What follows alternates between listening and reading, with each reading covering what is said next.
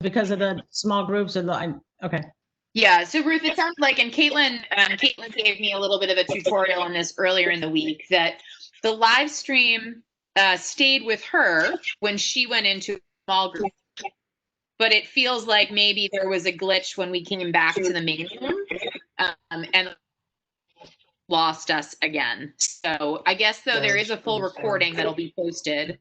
So perhaps we can suggest that folks watch the recording from whatever point they may have lost the live stream. Yeah, the full recording is on YouTube right now. So what happened was my computer had a whole freak out. Like everything just froze and then just crashed everything. So it wasn't really like, I did run a couple of tests. So like the live stream itself would have been fine if my computer hadn't had a, I don't know, like some sort of like life crisis. But the full video is up on YouTube. Awesome. Thank you. So Ruth, just when we did those 3 rounds of small group conversations, and they were the same exact questions each round. Folks were asked to talk about their feedback and then generate some guiding principles. We came back each time between them and shared out. And then the last thing we did when we came back together was I asked folks where their thinking was on the guiding principles after those group discussions. Because at the beginning of the meeting, there were folks sort of all over the place on level of specificity, comfort with broader statements versus exemplars and more detail. And so what it sounds like at the end of the meeting, folks were then focusing on was the idea of broad guiding principles with exemplars and non-exemplars. This was Karen Lee's suggestion, which is essentially like, if a guiding principle statement said the sky is blue, there would be an example of a picture of a blue sky and a non-example of a gray storm cloudy sky, to get at the sense of, when we use this guiding principle, the thinking behind it is we're aiming for this, not this. So we agreed and went back to the sort of norm of non-closure. So we didn't settle on a, yes, this is how we're proceeding, but folks were asked as next steps to go ahead and provide additional guiding principles in the document. And Alex and I are going to talk a little bit about how to format the document so that it's ready for folks to do it individually rather than in the small groups they were in last night. And for folks to start thinking about how to engage the public. And we're going to talk a little bit about that as part of our agenda today. This public engagement, what constitutes the public, and make sure we hear from all the folks we need to. Hi, Johnny. I don't know that I know who Johnny is, so I want to just say good morning. And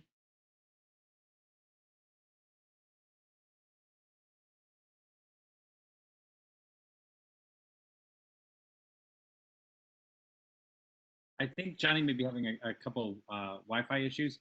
Okay. If I remember correctly, Johnny's over at Aussie. Fantastic. Glad to have you. All right. It is a couple. It's going on 11:10. So let's just start with the working group work plan. And Ruth, we can sort of slow roll that until Marcus and Zachary join us. But that's the Google Sheets document that is linked in the agenda.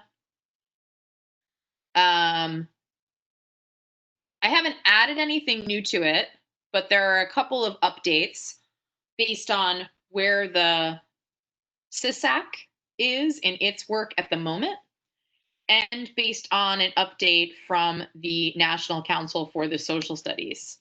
So we'll start with the National Council for the Social Studies. On row 19, we talked about having an opportunity to connect with other leaders at the national conference.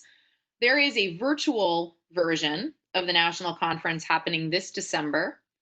And the session that we put in with the folks from the Human Rights Campaign, the Human Rights Education Group, it was accepted. And so there's been a little email traffic back and forth between Rachel and Karen Hopkins and Shalina Warren, who is also a CISAC member, who were all part of that proposal. There were 3 options the National Council for the Social Studies gave presenters whose proposals were accepted. One, to pre-record a session panel so that it could be played during the set date and time of the conference. And then you could engage live in comments and chat day of. To do a hybrid, part recorded and part live on the day of, or to do an all live session. Given technology concerns and people's sort of preferences, it sounds like we're going to pre-record a session and then engage day of live. I don't have any other further information at this point, but I'll send all those emails to you, Ruth, so that you're looped in as well. And that is going to be happening December 5th or 6th. We don't have a time slot yet, but that's the date and time when the event will take place. I also heard from Dr. Kristen Sinclair at Georgetown that she got a session accepted that also involved our work as a state board. And so I owe her a follow-up to figure out how we'll engage with that. Her session is part of the conference that adjoins the National Council for the Social Studies that is focused on folks who do research in the social studies. And so I'll be connecting with Dr. Sinclair to learn more about that session opportunity as well.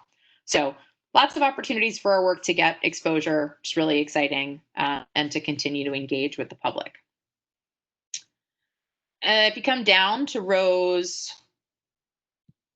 sorry, now my computer's being funny, rows 29 to 34, you'll see some changes to the advisory committee statuses. Where is The this advisory, document? Sorry, where is this document? this is the hyperlinked Google Sheet in the agenda. So our first item on the agenda says review work plan. Okay, it just entered my chat in there. Okay, thank you. Got it. Sorry, I can only sometimes see who's participating because there are often anonymous animals. And I don't always know who the anonymous animals are in this document. Ruth, do you have it now? Have it. Thank you.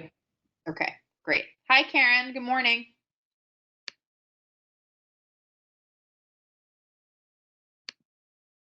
So we're on rows 29 to 34. The advisory committee is working on what the norms are around our guiding principles. And we'll talk more about that in depth about how last night's meeting went. But I think we've made some good progress in getting folks comfortable with what guiding principles are and starting to put some on paper that we can work with and craft as we go through. The advisory committee all read and reviewed the DC standards, and we have a ton of feedback from people on the standards themselves. Some folks engaged with particular grade levels in their feedback. Some folks engaged with the entirety of the standards. Some folks wrote a little bit. Some folks wrote quite a lot. And we made that public to the CISAC last night. It's also, Alex, I haven't checked our website this morning. I don't know if it's in our shared Google Drive or if it will be in our shared Google Drive.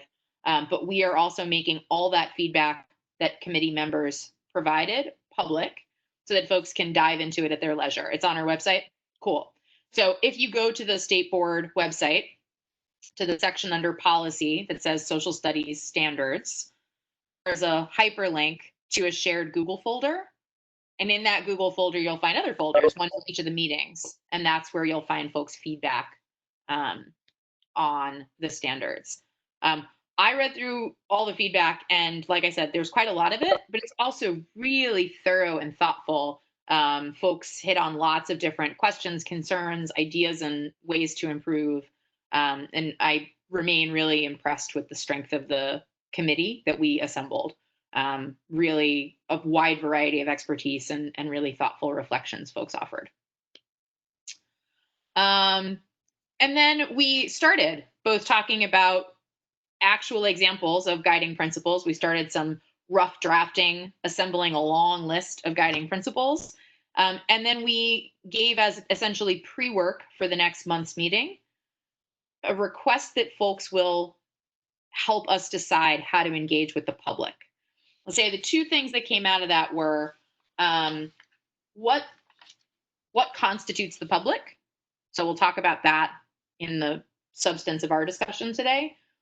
Are we talking just about DC residents? Are we talking about other DC stakeholders? So teachers, curriculum folks, other experts who are participants in the DC education scene but may not live in the district? Or are we also extending this to sort of larger groups with an interest in the social studies? So folks like human rights education, folks like the Fordham Institute who do reviews of standards, folks like the National Council for the Social Studies. Who are we involving in this public feedback? And I think the answer there is TBD. But that was a good question raised and started to be explored last night. Any questions on the chart here? Ruth, you're muted, but I see you commenting. Sorry, I am on that page but I don't see anything that links me to last night's feedback. Alex, where would I go?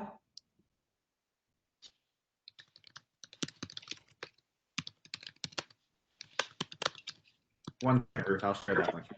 Okay, I'm at policy and research.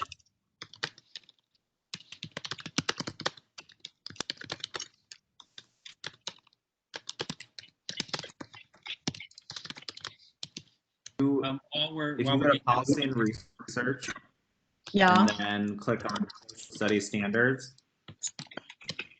yeah, I did that. and then there should be a section that says how to keep track of the revision process. Yeah, There's a shared Google Drive folder. yeah. If you click on that, you should have all the materials for all of the meetings. And so if you go to meeting 2, which happened yesterday, So, oh, I see. It says July 7th, but it's really, got it. Okay.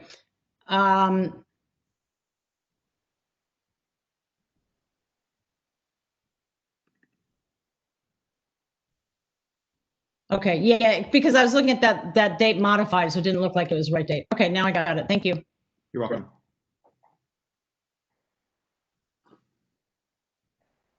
John Paul, you were going to jump in and say something. Yeah, I just wanted to clarify. I gave the wrong agency for Mr. Barton. He's from the Office of Open Government. So I just wanted to clarify that since we are having this for the record too. Great. Thanks, John Paul. And thank you, Mr. Barton, for joining us. We're glad to have you. What's the group? Sorry, I missed that. DC Open Government.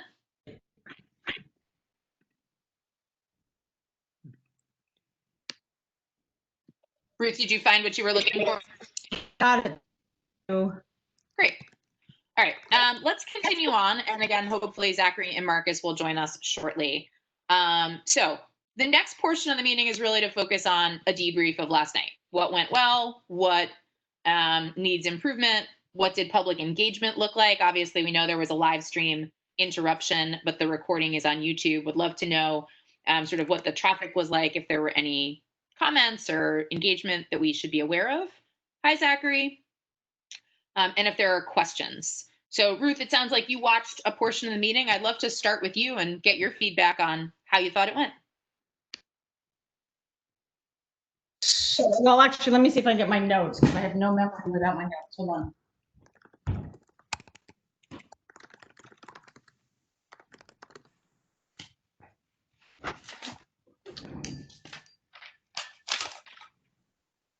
Actually, I don't have them handy, but what I think is it was sort of interesting to hear people go back and forth about sort of grain size, how big is an overarching principle or how small is it? And then I guess the big thing is how much concern there was, or that there was concern about, the extent to which people were going to be able to say what they thought needed to be done and the kind of detail that could be followed and whether or not anybody would follow it.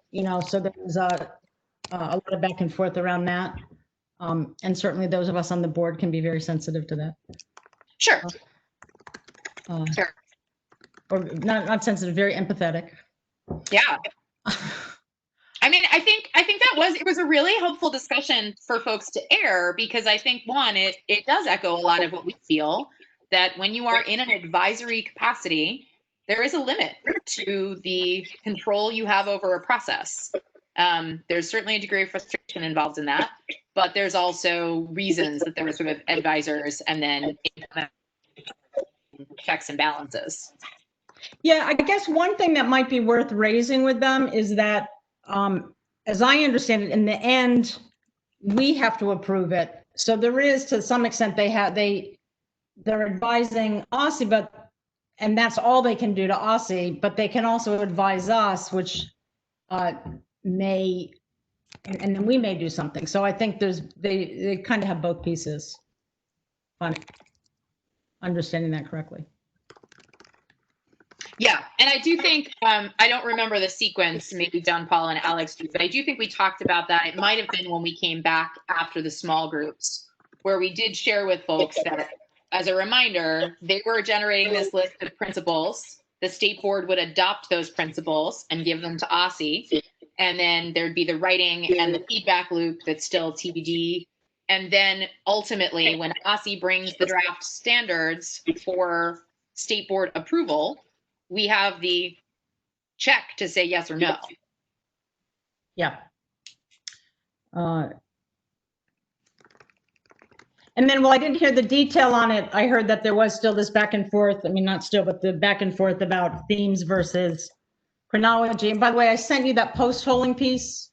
Yeah, I read that this morning. Okay. Which I think is an interesting way to think about it, potentially. Yeah, for those who weren't part of that back and forth with Ruth and I, there's this, and Lizzie Warden, who's on our committee, who's a professor at American focused on international civic education, brought this up as well, that in other countries, when they have attempted to create more thematic approaches to things and failed to give a home in the standards, as it were, a post hole, to your point, Ruth, for a specific topic or standard, it often gets lost entirely.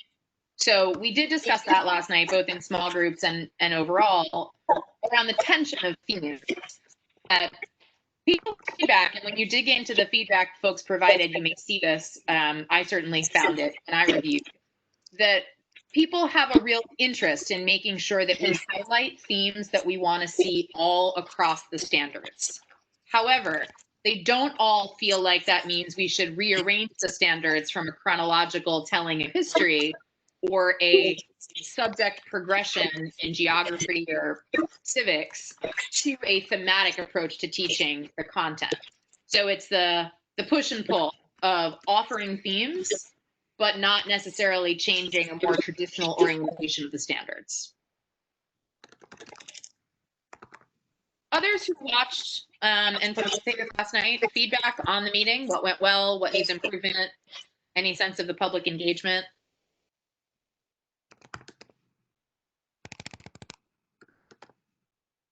I mean, from my point of view, I think it went quite well. You know, I wanted to apologize to the committee again for messing up on the small groups, but I think that it's still the way that we did them worked pretty well. I mean, I think there's some refinements there about, you know, making sure that there's a warning and how it works. I thought that the warning went to everybody, and apparently it only goes to the person who's putting people in small groups. So there was a little bit of interrupted conversation at points. So I think there's that part of it.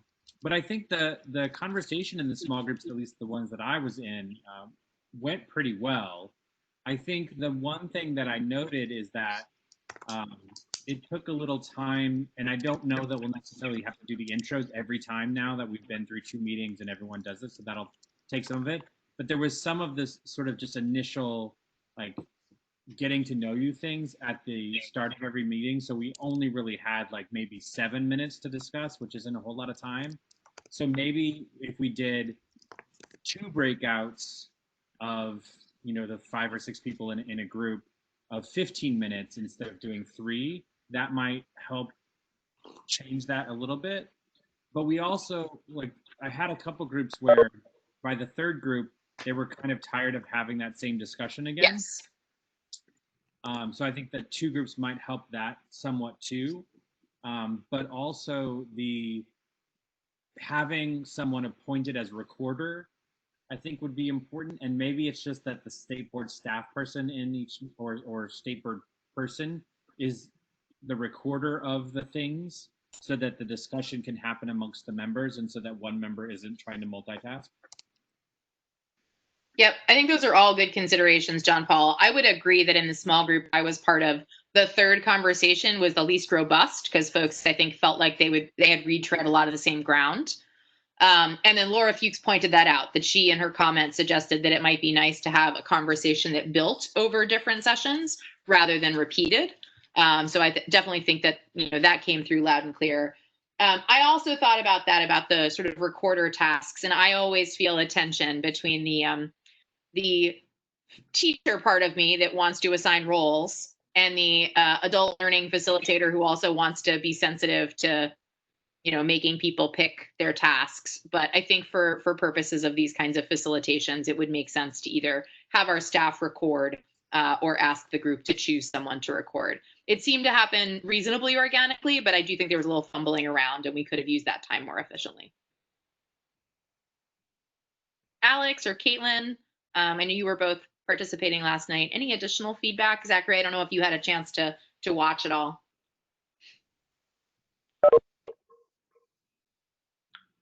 I do have some things, but I just realized I don't have my notes because I changed rooms. I'll be right back. Okay. One of the things, and Caitlin may know this, and it's maybe a technical thing that we can examine, but I do want to note it, is when we're doing the recording of Zoom using their cloud feature, what happens in the small groups? Do all the small groups get recorded too, or like what is that? How does that work? So when I did upload it, it was recording whichever small group you were in. It didn't record all of them. Okay. And I'll just say on the public comment front, there weren't any comments on the YouTube live stream. And there were also fewer views this time. There were maybe about like 40 to 50. Last time it was about 80. And then right now on the YouTube channel, it shows that there's like 100 views on the first video. So I think people just go back to watch them later. Yeah. Got it. I wonder if we should try to figure out a way to record all of the small groups, and I don't know, maybe if it's just a function of Zoom, only one can be recorded on their thing. But Caitlin and I can explore that after this meeting. Yep. I will tell you, for a client project I'm working on, we are doing a bunch of interviews via Zoom, and we're doing some classroom observations via Zoom as well. We ask that the person who is doing the instruction record on their own machine using QuickTime. And it provides a QuickTime recording of the Zoom meeting. So perhaps that's a workaround, so that if we're assigning state board members to the different breakout rooms, that whoever is not whoever's not you, John Paul, whoever's not the host, could record using QuickTime so that we have multiple videos. It seems to be working reasonably well with the sort of lay people we're asking to engage in this. Like, we've asked students to do this, we've asked teachers to do, and it appears not super labor intensive. So hopefully that may be a good tech workaround. Alex, looks like you have your notes. Yes, I do. So, my two reactions would be, one, I think that clarifying the process and deliverable went pretty well. I think as well as we could have expected. Again, we have 26 diverse and really thoughtful members of this committee who are going to be bringing a lot of different perspectives, and to get to clarity on what a guiding principle should and might look like, I think was done to the best of our ability. And I think there's a lot more orientation around like expectations now. And I also think that the process by which we get to December 2020 and then eventually the approval of the standards after the technical committee was also really well clarified with those charts, Jessica. And so I think those were two key takeaways on the front end of yesterday's committee meeting. And then as far as the small groups, I don't want to reiterate anything that was already said. I think, again, they went really well, but I wanted to, there was one thing that really, really struck me in one of the small groups that I was in. And I actually think it was restated in the larger group setting too, which I was really happy about. But one of our student representatives, Alyssa Richardson, in the small group, she spoke to self-image and what it means to be a Black student growing up in Chocolate City, as she called us, and to see your first representation of yourself as a slave and what that means for you growing up and what that means for you thinking about your history. And it's one thing that I think I realized internally, but it really didn't hit me until it was verbalized by Alyssa last night.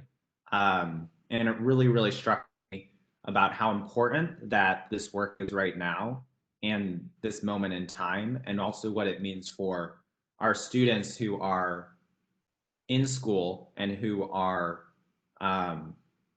being taught curriculum that's based around these standards. And so I just thought that comment just really resonated with me in that small group, and then eventually when she did say it. And so I just wanted to amplify that again. Yeah, I was struck by that as well. And I think Ruth and Zachary, just for your edification, I think one of the things that Alyssa's point brought back up for me, you'll notice in the feedback folks provided on the standards, there's a lot of discussion of the right sequencing of content, as well as of the right cognitive load that we can ask of our younger students.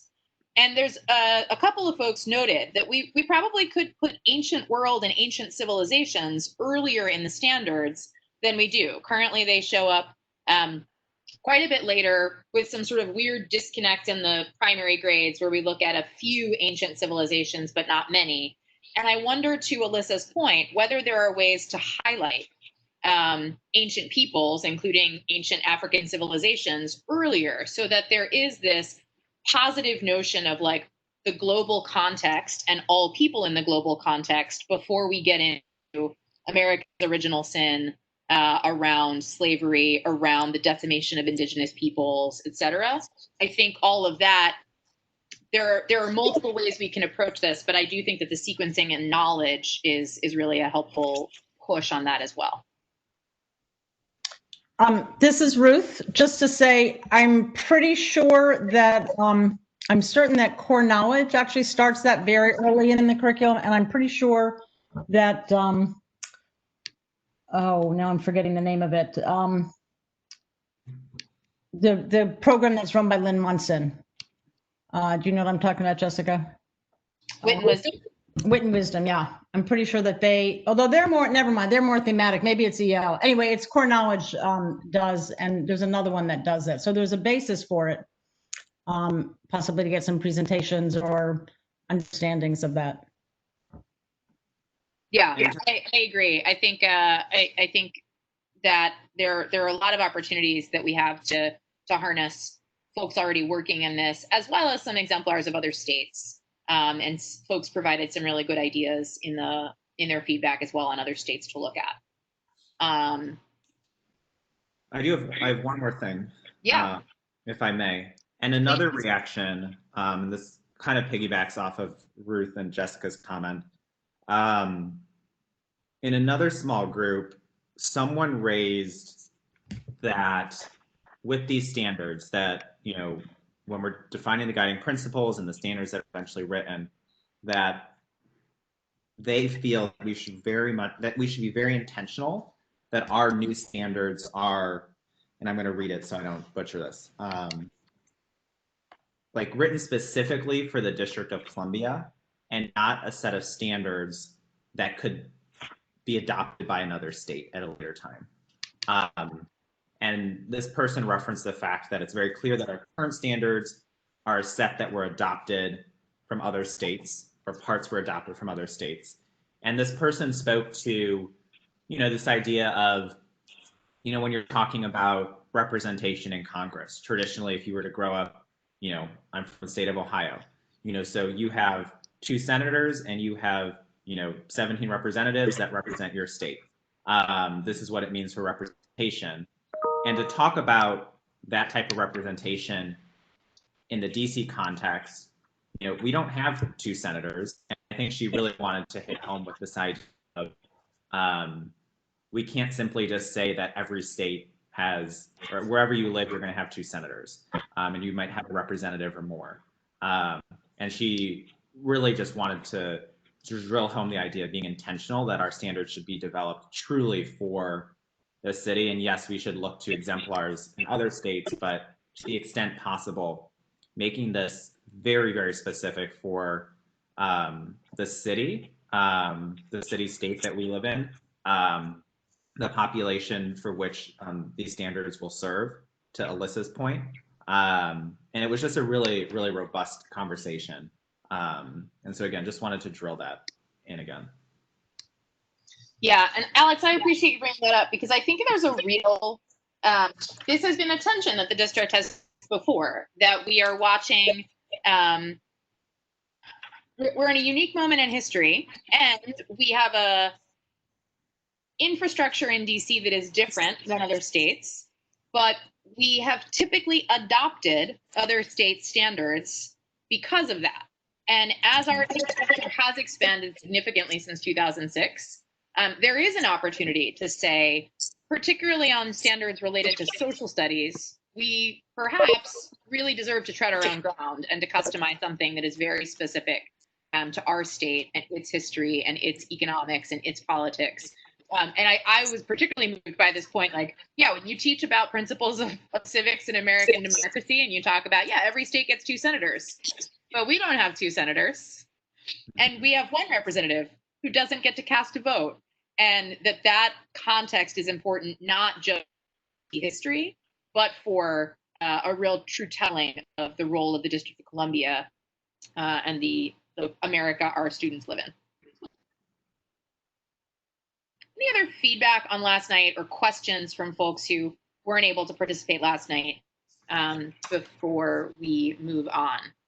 You know, Zachary, you joined in, and Karen, I see that you're there. So just want to make sure I haven't missed anybody with questions or comments.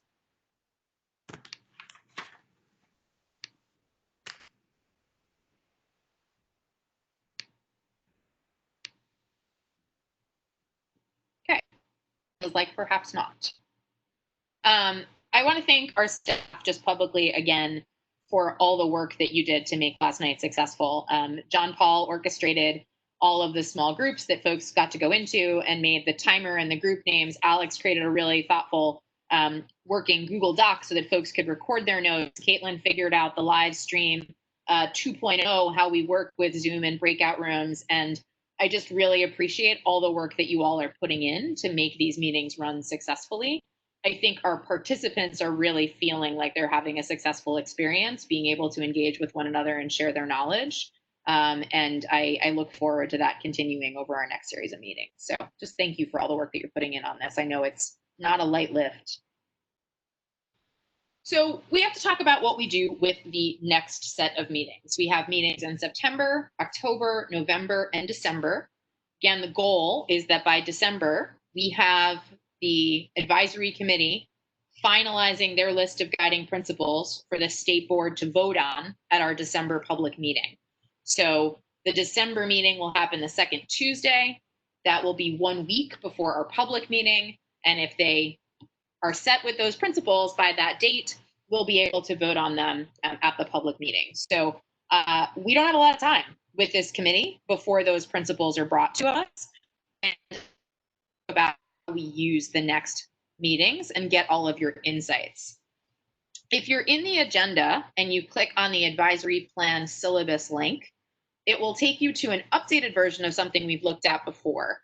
Simone Wright, who was our fellow or intern, I don't remember Simone's title, who was with us until last week from Harvard, had done a ton of wonderful work helping me push my thinking on how we should spend time in these meetings, make really strong concrete suggestions on the content of the meetings, as well as some facilitation approaches, and has kindly agreed to be on call via email for further thought partnership and discussion on these points. So I want to share what she provided in terms of updates. And I want to spend most of our time talking about the public engagement strategy. So how we'll not just use time in the meetings, but how we think about engaging the public, who constitutes the public, and how we do this in a time of COVID. We know, and we've talked about it at length, that students in DC and their families are often disconnected from the internet.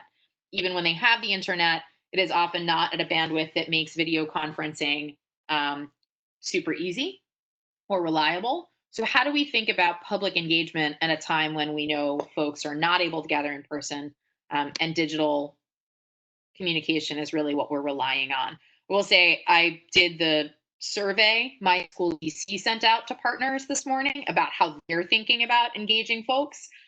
And they're thinking a lot about this, but having some of the same questions I have, which is how do we do this other than digitally, and are there possibilities? So anyone who has not been able to access the syllabus, do I need to expand sharing settings, or are folks able to get into that document? I see Caitlin, I see Zachary. Looks like folks are getting in there. Okay. Ruth, are you able to access it?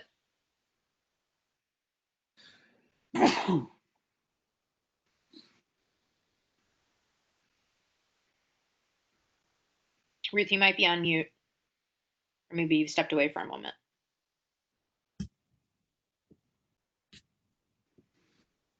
Hi. No, where do where do I go back to that, where the meeting is? Sort of, Yep, it's in the agenda. I'm going to put it in the chat here and see if that. I got it, Jess. Maybe someone already did. So the link is in the chat now, Ruth. the last one? The last one. Great. Okay, so this is still just a draft document where we're planning out our meetings. If you scroll down to Tuesday, September 8th,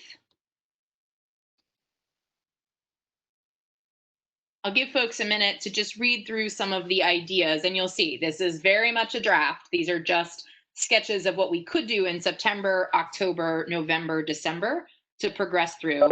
So let's give folks maybe 3 minutes to just read through, and then we'll talk.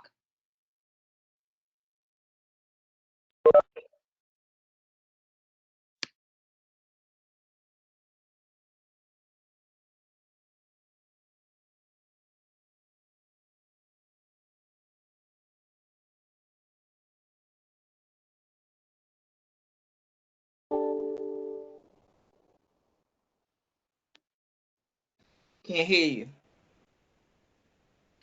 I'm just giving folks a couple minutes to read the document, Karen. So I'll be silent until 11:45.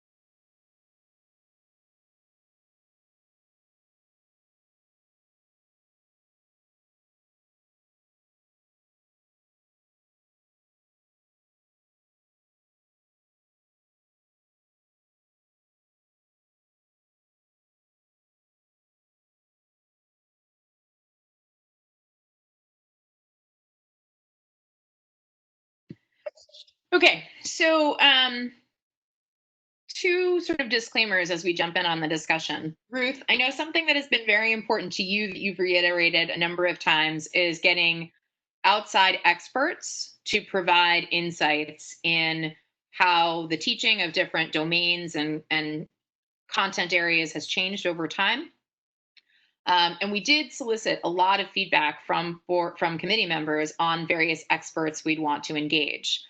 One tension I think is present in engaging experts is time. We only have 4 more meetings with this group. So how do we allocate the 8 hours of their time that we have? The second tension is compensation. So there are lots of experts that folks have recommended, but many of them have also said, but I want folks to be compensated for their time.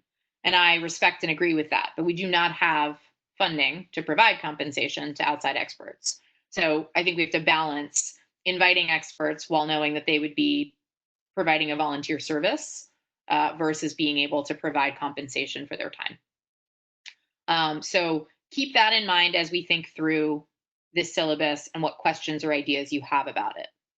We did think that the folks we wanted to make sure we heard from at the next meeting, we have both Barbara Davidson on the advisory committee and Cosby Hunt, who works in DC, still in social studies. There are a few other folks who wrote the original DCPS standards that we're using as a starting point, who are still involved in education in town. So one idea we thought was inviting those folks to come talk about the process of writing the standards. We also have some experts right here in town who have expressed particular interest in ways we might think about the standards and their progression. So Dr. Greg Carr at Howard was mentioned by 3 or 4 of the Social Studies Standards Advisory committee members as someone they'd like to see engaged. He also recently testified at the council hearing on the African American History and Culture Act that Councilmember McDuffie has brought. So I think there are opportunities to think about who we should engage in a public panel. There's a lot of different ways we could go with it, but I think we also need to spend September's meeting talking about how to engage the public. So I think both of those things are possible in the same meeting. I don't think we could do anything else in that meeting. I think those would have to be the 2 things we focused on. We'd love to get your feedback either on that series of decisions about September or the cadence proposed for the meetings overall between September and December.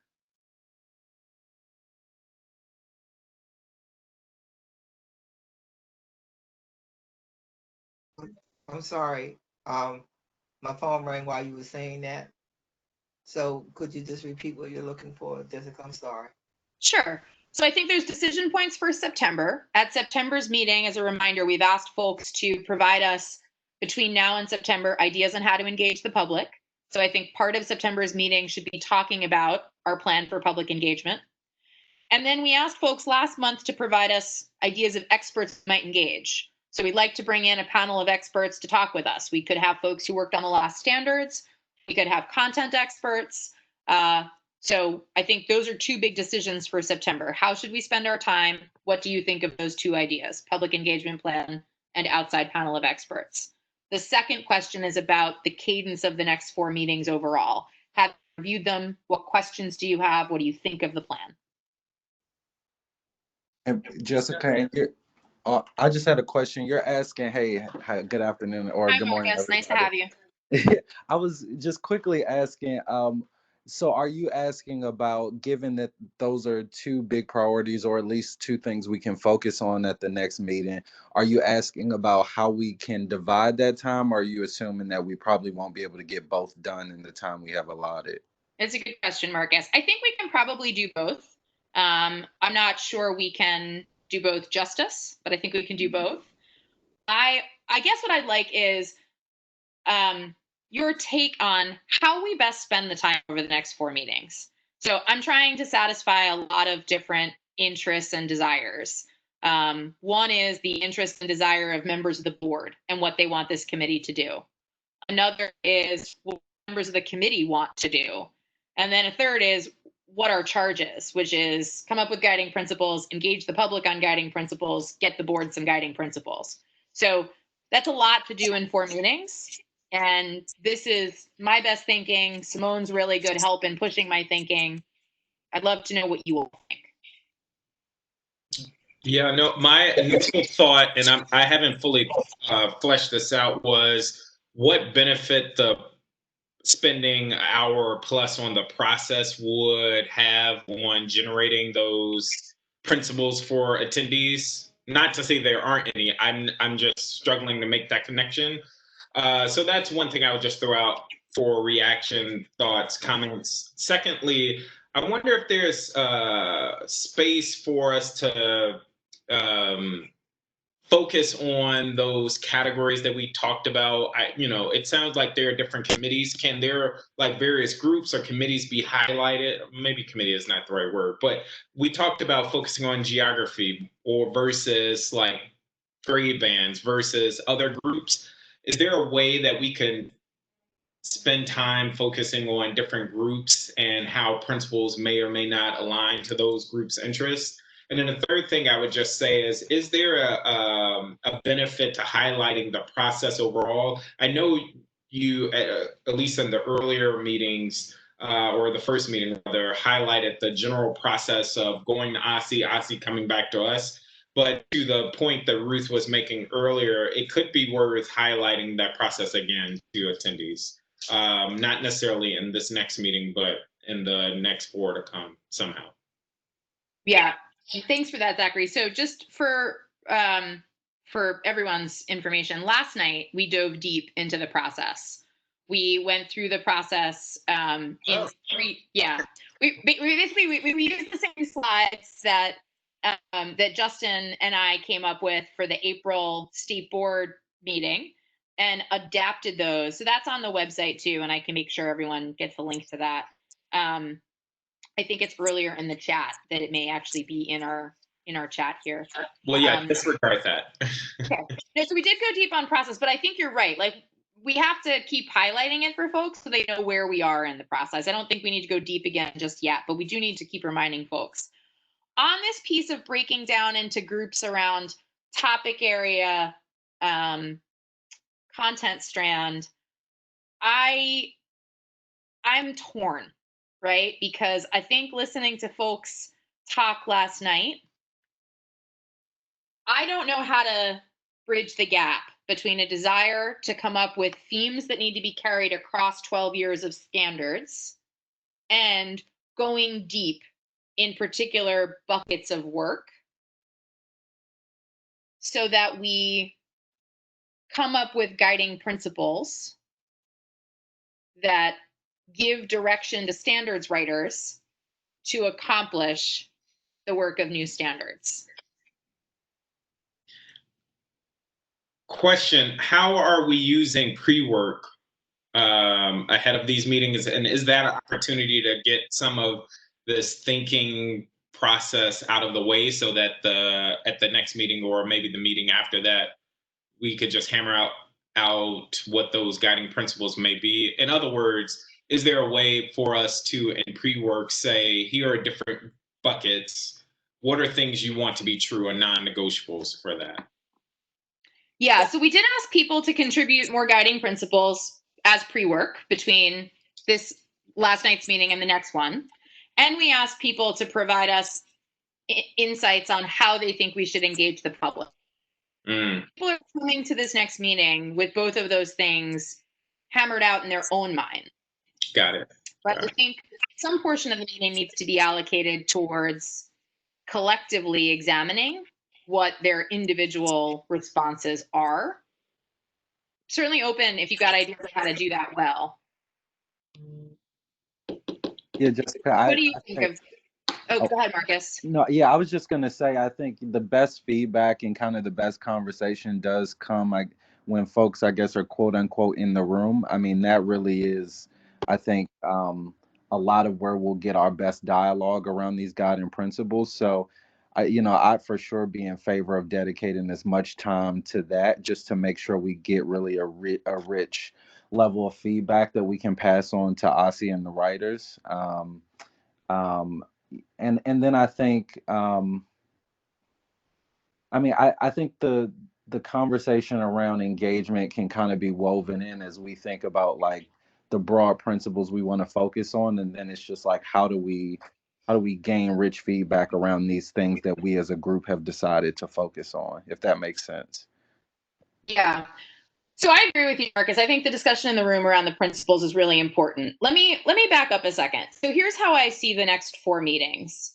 I think next meeting needs to be an opportunity to hear from other folks, not me, not the committee members, but like outside folks. I think that for 2 reasons. One, we asked committee members to give us advice on who they want to hear from, and I think we need to honor that and invite some folks to talk to them. 2, this is something Ruth has said is really important to her. So I think we also need to honor that board members care about outside voices, and we need to invite those in. So I feel like the right time for that is the next meeting. We've all been talking to each other for a little while. Now we bring in some outside folks. The other thing I think we have to have at the end of next meeting is, how are we going to engage the public? What's the committee's perspective on that? And I think we need to have their perspective ironed out, because then I think we, me and the staff and our board members, need to figure out what our role is in helping that happen. And we want that to happen in October. And I feel really strongly that it should happen in October for 2 reasons. One, school, as it is back in session for a month at that point. Everyone will have had a month to get used to this new 2020-21 year. It will still be hard. We're still going to ask things of people, but we'll give folks a little time to get one thing out of the way before we ask them to give us more of their time and input. 2, we have to do it by October. Otherwise, we're never going to get the principals respond. Like, we're not going to get a draft set of principles. We won't be able to get the public's feedback in time to consider it. So September, I think, needs to be outside experts and sort out a process. October needs to be come down to a list of principles to share with the public, and then spend the rest of the month sharing them with the public. November needs to be, what did we hear from the public and what do we do about it? So that December can be, here's our final product. Makes sense. I think it makes sense, Jessica. Thanks, Karen. I think from a high level, it makes sense too, but I don't know what that looks like. And I guess that's where I'm hoping for thoughts, reflections. Like, what does that look like, given that I've got 2 hours each month to do those things? And just a quick clarifying question. Are you thinking that the committee would present the working group with a public engagement proposal and get them to weigh in? Or are we just adding our 2 cents in with everyone else and doing it in a more generative way? Yeah, I think the committee is saying, here's how we think the public should be engaged. And Gotcha. the state board is saying, here's the part we think we can do. Here's what we think the committee needs to do.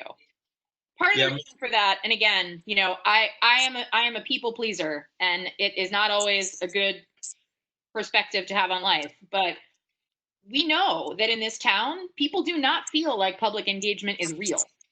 They do not feel like they get a real say in how we engage the public. They often feel like they are told, here's how do you engage. And so I think, given this committee, we should ask them.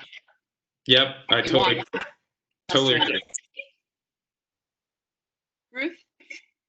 So a couple of things, just going back on the outside experts, which, as you say, I have been very interested in. Thank you for raising it. Is, I mean, what in terms of public feedback, in terms of the public, I mean, one, we could, in addition to what you're doing in a small group, we have a lot of competition for time at our public meetings, especially so with the reopening. We could also potentially include some speakers on this at the September meeting.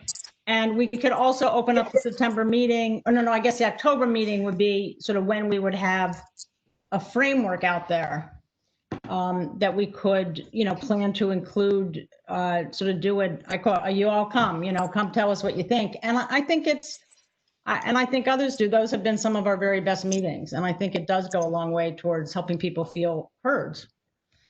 And it has an effect on us and how we proceed, and on the committee and how it proceeds. And I think it has an effect on how the whole city sees it. So that's one thing. the second thing in terms of, so where I can see who's been recommended for outside speakers, that's in this, this Google Doc, this Excel sheet, correct? Yes, it's the last question folks were asked to engage on. And Alex, if there may be some things we also got ahead of time. I'm not sure if they're all compiled elsewhere or if we can provide that to Ruth as well. Others not in that Google sheet. So we would have to do an addendum. Okay. So Ruth, people on there, but if you look at the questions, some folks individual emails at a time saying, hey, these are folks I'd love you to hear from. So we'll get those compiled so that the board can see them. All right, that'd be great. And then I after looking at that, I might have some suggestions and also may think of some ways that we might use the public meeting as well for part of that, which could help relieve some of your time competition potentially. So let me just understand, Ruth, because I think that would help us hear from outside experts. I'm not sure it helps me hear from outside experts. I guess we could invite them to observe the meeting. No, absolutely. I mean, absolutely. That's would be part of the point. Okay. Just make sure I understand. Like at the October public meeting, you're suggesting that we have public comment on the draft guiding principles, but that we would also potentially invite outside speakers to either the September or October public meeting to provide expert perspective on the social studies standards. Yeah, and I guess ideally it would be September so that it has something to do with how people put together the draft that we'll see in October. So that would be ideal. And I think, yeah. So that's what I'm. John Paul, I felt like you unmuted yourself a little while ago. Did I comment? So one of the things I was going to bring in from a different conversation that Zachary and I have had is the ability of individual board members to also hold ward level meetings with their community to talk about this type of information and then bring it up to a working session or something like that so we can get engagement of more people. But this kind of goes on to the public engagement piece of it, so we can talk about that piece of it later on how to actually reach out to individual people. Yeah, thank you, John Paul. I think that is a really good idea. Like, I would love to see during the month of October, individual members hold ward level meetings to get public feedback on the draft guiding principles. I think would be helpful. I think that's a great idea. Yes. I do so caution on the calendar. Yeah. That potentially means having 5 board members or 5 seats that are potentially up for election and how that might look for use of government resources to do that type of work. However, we can still do ward level meetings as an agency. So I just want to make sure that we're balancing all of those considerations. John Paul, so maybe Ruth and I would have a joint Ward 5, Ward 3 conversation. I think maybe not that pairing, but that could be a way to alleviate some of the concerns around those who are running for office. Well, and I mean, and would reduce the calendar frame. I don't know that it's necessarily a thing, other than we just need to be conscious of how we're doing it, right? Like if we're advertising it as, you know, the board member is the person who is hosting this event on behalf of the agency, I think that's perfectly acceptable. That's part of the job, right?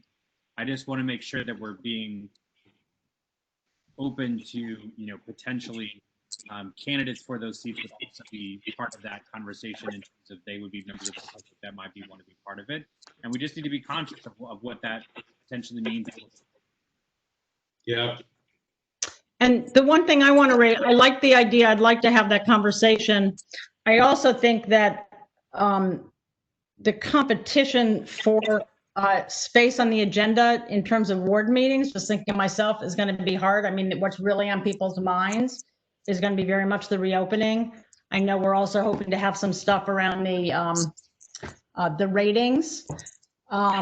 So I think we're going to have to, insofar as we're relying on board members to do it, it's going to have to be based on what they're able to pull together, would seem to me. And in some wards, it might be better for them, and maybe this is better in general, for us to partner with the ward education councils or committees or existent meetings to do this as part of those meetings in whatever time and date that those are in October, because that's always been a problem, is trying to figure out how to get this information out to people and competing with other meetings. So, and I guess I agree, but what I said, I think also reflects their competition as part of what I was also thinking of. I mean, just the interest in, so it's just it's a. Sure, and I agree. And I think too, the other piece of that is that those are also the people that are already interested in these types of things. And part of the point of what we're trying to get to is reaching people who don't necessarily come to those meetings.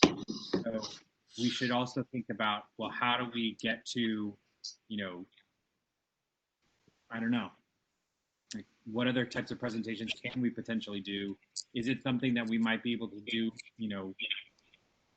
through video, or something that people could look at on their phones and respond back with certain questions, or how do we do all those types of things? And that may be better thought about when we have actual standards to reflect on rather than the guiding principles. But it's something that we do need to think about, like how do we actually get this information and get feedback from folks who aren't going to show up at a ward council. Go back to, this is why I think it's really important that we get feedback from the committee members, the social studies standards advisory members, on how to engage the public, because I think we all have great ideas how to engage the public, but we also sit in a very particular seat. And so what the teachers on the committee may think about how to engage the public, or what the museum staff on the committee may think about how to engage the public, or what the university professors may think about how to engage the public, may broaden our aperture a little bit on how we think about what it looks like to engage folks on this work. Go ahead, Ruth. Two things.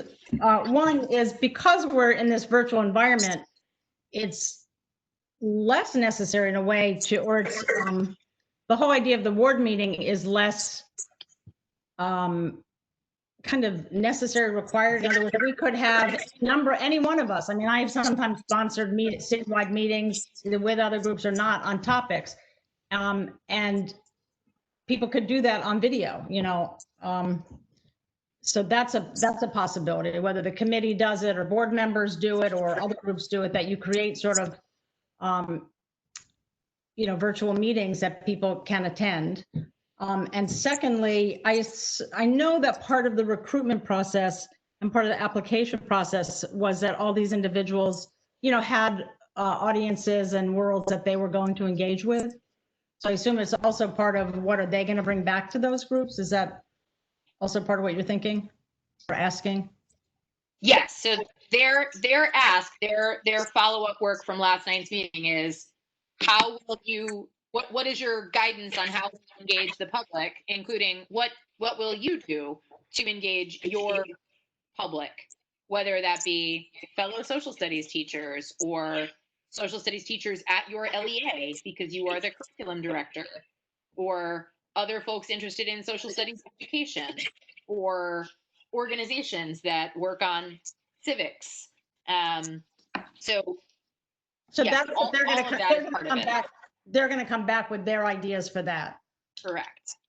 As well as how they'd like to see us engage the public. So for the board, I guess I would say a couple things. One is, we can also advertise and encourage people to go to those outreach things that they're having, which might be helpful. A second is that we can potentially have people at a public meeting. And third, we can sponsor various discussions in our ward meetings. That's sort of how it strikes me. Yeah, no, I agree with all those things. I think all this is very helpful. And still feels like then part of our September meeting for the advisory committee needs to be dedicated towards getting their ideas out, seeing what they're asking of us to be able to bring back to all of you at our September committee meeting. Here's what our advisors would like to see happen. Here's what they're going to do. Here's what they're asking of us. And then we can start planning all of that for October. That sound okay? Okay. I'll also give some thought to experts who might make sense to engage for the committee versus experts who might make sense to engage the board in a panel at our September meeting. John Paul and Ruth and Marcus, what else is on tap for the September meeting already? I don't know that we have anything particular. I know there's interest in the reopen issue. I think there's, I mean, I think that's where we are. And then the well-rounded group had wanted to start with some panels, but I don't know what the where they are at that. But they could also be combined potentially. In fact, that might be a good idea. And I apologize, I was not able to make last Friday's well-rounded meeting. Zachary, did you all land on discussions of what you try to assemble a panel for September? Not necessarily, we didn't put a date to it, but the idea would be connected to a survey we wanted to do. And so I do think there's room for us to figure that out. Okay. So our previous, when we discussed the calendar in early this year and sort of revised it again this spring, the ideas at that point, so this is all pre-pandemic, were to discuss social studies standards actually in September, specifically also related to voting for the high school students that were, getting ready to be eligible for that. So we can bump, I mean, it's easy to bump some of that conversation into to do a outcome meeting in October. That's not a problem whatsoever. We do need to have the only other thing that's on the agenda. Sorry, John Paul, I'm getting a lot of feedback.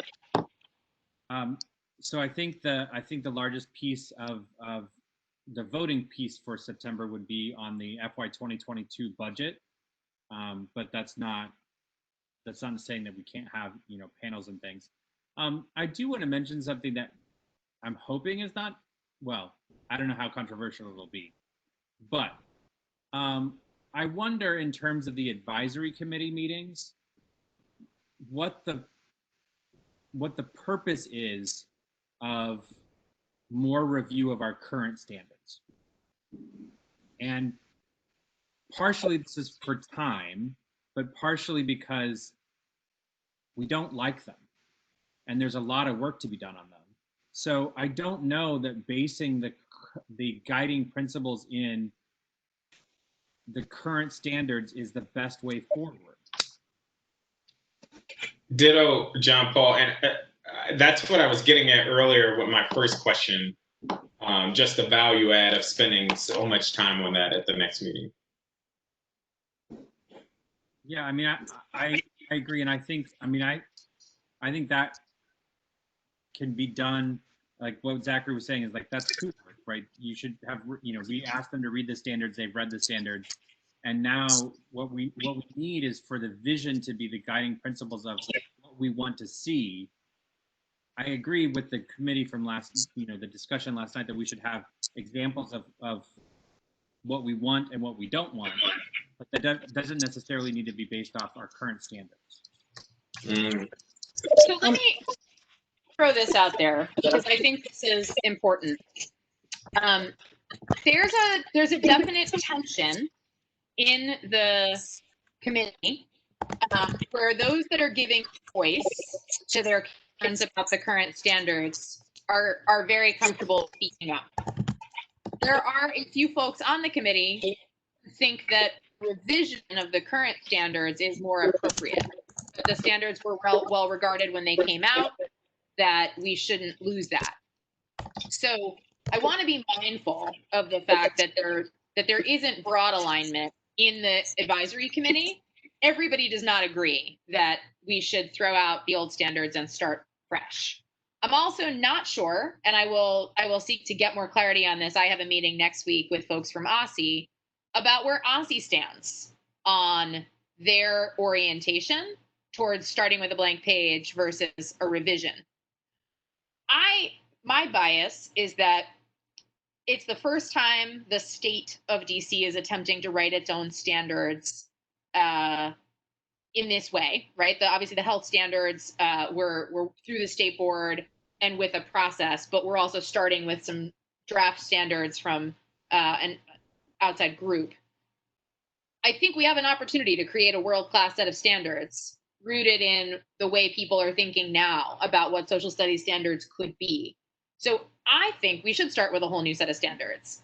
But I'm also trying to be mindful of the fact that my opinion, and clearly some of us on this committee are not, we don't all think the same. And then there's a real fear of the work involved in starting with a blank page.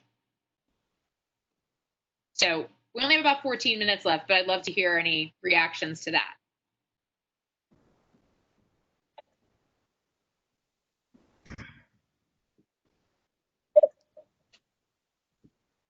Ruth, were you going to say something?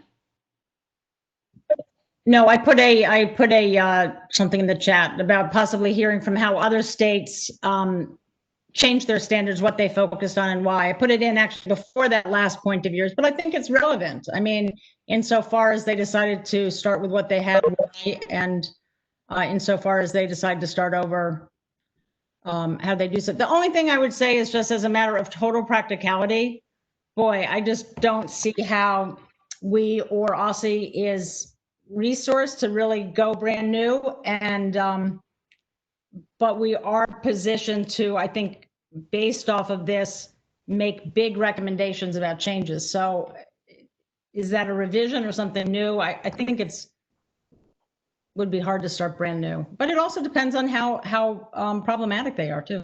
So they're pretty problematic. I mean, I will reiterate, I think, one thing that Jessica said about even in some of my small groups and during last meeting, there are folks who you may not even expect that that have highlighted some really good things about our too, and things that they do really want to keep. And I'll throw the name out there, but I think Laura Fuchs, I think at least once or maybe twice today, called out very specific sections of the current standards that actually work very well and allow for, her DCPS curriculum to look at that section of the standards and have allowed her to really teach and go with the standards as a framework. But I do hear what you're saying, John Paul, and I also I think it's tough because we do only have 4 meetings left, and it's not just 4 meetings; it's 8 hours of time. And recognizing also what Ruth said, what is the actual capacity to do like a complete reset? I think that everybody on the committee is very thoughtful and is coming to this page of like identifying really what has worked in these current standards, and being mindful of that and trying to keep that, but being very intentional that like these things are not working and they need to go. And I think that it will come across in whatever OSSE eventually develop, or hopefully come across in whatever OSSE develops as that final set of standards, one that is, reflective of the committee. I don't know. One other thing that I wanted to note, sorry, so when I noticed both in the meeting yesterday and in the first meeting that some time was devoted a lot to the definition of words. Yeah. In terms of what do we mean by X? And maybe that's one of the things that we as this committee and staff can help move the conversation forward by at least having some of those terms defined as what we mean them to be. And that may not be the same as what the committee ends up using or having as a glossary, but something like that so that we have a common framework. I don't know that that's too much work of the committee, the advisory committee versus this committee and staff or what, but I thought that was one of the things that I noticed specifically. Sorry, I didn't mean to cut you off, Ruth. The only thing I wanted to add was maybe just as a way to partly close the circle is that in addition to the overarching principles, that people could be given the space for the committee to adopt a specific set of concerns. In other words, to say explicitly, insofar as there's explicit problems with this set of standards, insofar as we recognize we can't do a total rewrite, here's 3 or 5 or 8 things that we as an advisory committee really believe must be changed.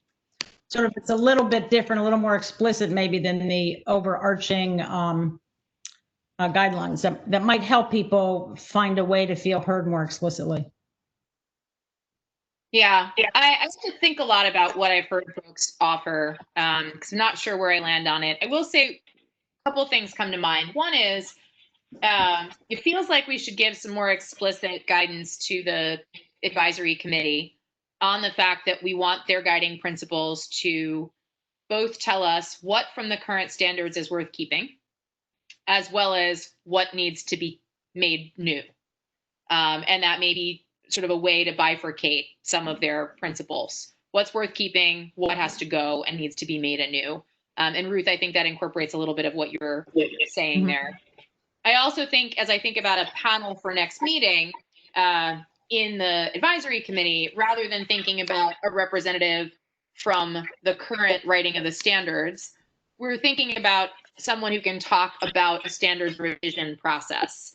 And so that maybe not someone from DC, but maybe someone from another state, as well as maybe someone who can talk about different ways social studies is and should be taught in the modern era versus how it was thought about 15 years by the time we adopt the standards 15 years ago.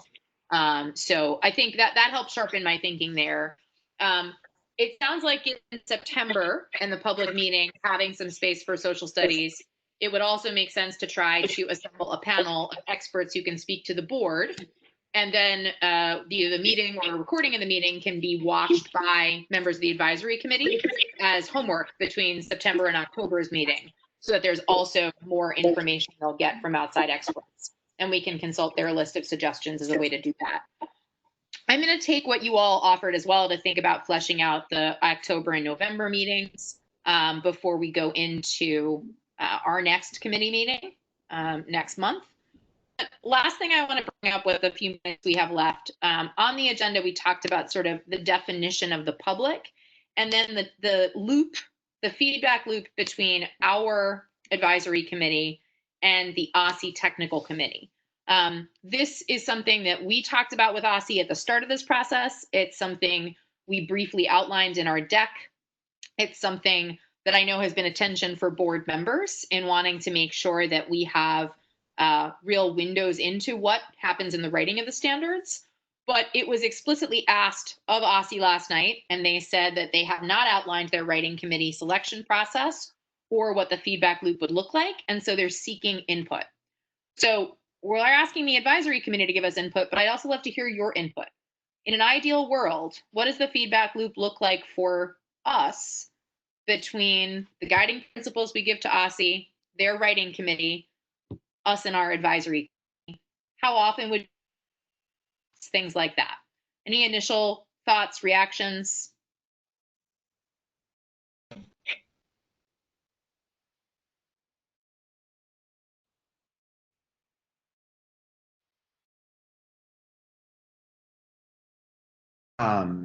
This is an initial reaction, and I think this is something that someone raised last night.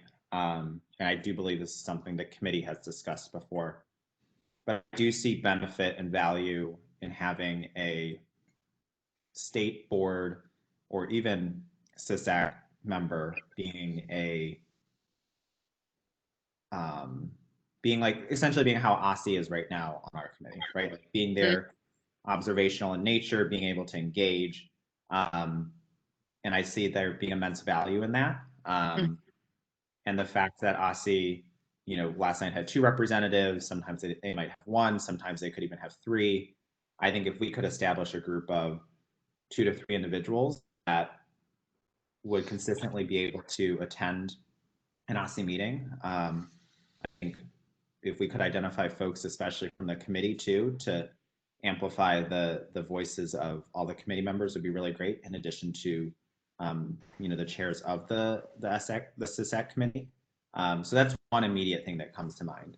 Another thing with respect to feedback, I do think it would be really great for the technical committee's first meeting, if not their second or latest, to be framed around the work of the SISAC committee, and essentially having the SISAC committee coming and presenting the work of the last, you know, 5 or 6 months. I think is really important to start the discussion and frame it for that technical committee. And then with respect to feedback loops and frequency, I think there would be, if in an ideal world we did have some sort of representation on the technical committee, I think there would be some onus on those individuals to provide that insight on a regular basis back to the state board, you know, with regular frequency. You know, this is what was discussed, this is how it was discussed, etc.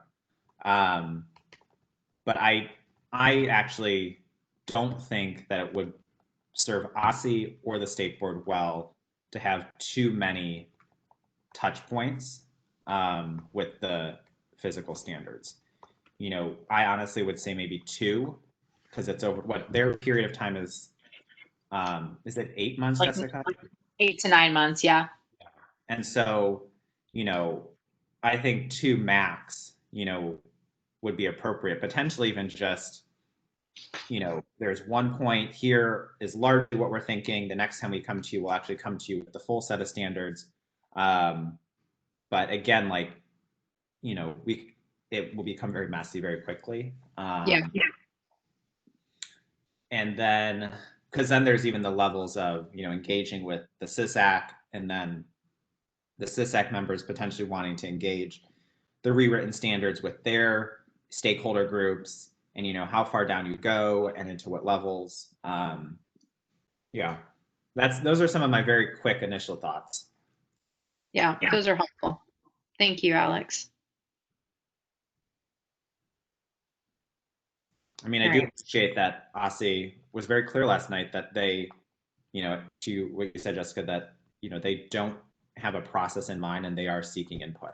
So I think we should give input. Yeah. And I think too, the input's going to be well received if it is sort of as thoughtful as some of the pieces you just laid out, Alex, including the fact that like too many touch points does get messy, and it makes the water murky on who's doing what, and also makes it hard to get the work done. So thinking about strategic opportunities for review and input versus sort of over the shoulder monitoring, as it were.